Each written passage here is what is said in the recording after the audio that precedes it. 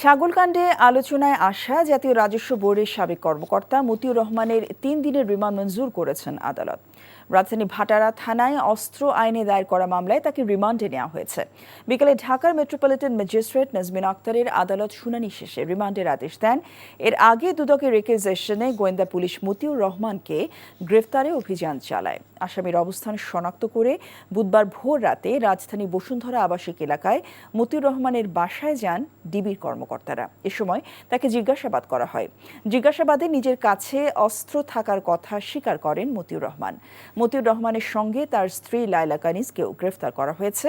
দুদকের মামলায় তাকে কারাগারে পাঠানো হয়েছে। আগামী ১৯ জানুয়ারি তার ৭ দিনের রিমান্ড আবেদনের ওপর শুনানি হবে।